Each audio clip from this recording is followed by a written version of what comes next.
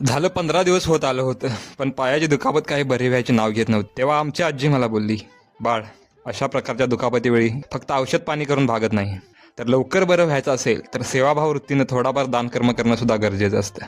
म्हणून मग मी कॉलेजमधल्या तोंडावरनं गरीब दिसणाऱ्या 2-3 पोरींना त्या म्हणतील त्या प्रकारचा फ्रूट ज्यूस देऊ केला होता. आणि काय आश्चर्य, दुसऱ्या दिवशी माझा पाय अगदी ठणठणीत बरा झाला होता. बाकी मनोमन मी आईला धन्यवाद देत क्रमशः सोमवारी 5 माइल्स ग्राउंडवरच पूर्ण केलं.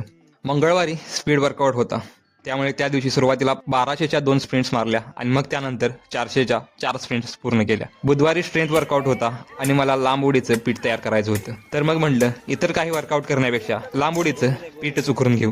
गुरुवारी इंटरव्हल रनिंगमध्ये मी 1 राऊंड हार्ड बेसने मारत 3 राऊंड इझी रन केलं होतं. शुक्रवारी एकदम प्रॉपर रेस्ट घेतली आणि मग आठवड्याच्या शेवटी शनिवारी 9 माइल्स म्हणजे एक 15 किलोमीटर रोड रनिंग केली आणि रविवारी रिकव्हरी रनसाठी 45 मिनिट स्लो रनिंग केली होती. बाकी कॉलेजमध्ये स्पोर्ट जनरल चॅम्पियनशिप असल्या कारणाने दररोज आमची कोणती ना कोणती तरी मॅच असायची. कधी कबड्डी, तर कधी खो खो, कधी फुटबॉल, तर कधी ॲथलेटिक्स इव्हेंट. त्यामुळे व्हिडिओ बनवायला थोडा वेळ लागत होता.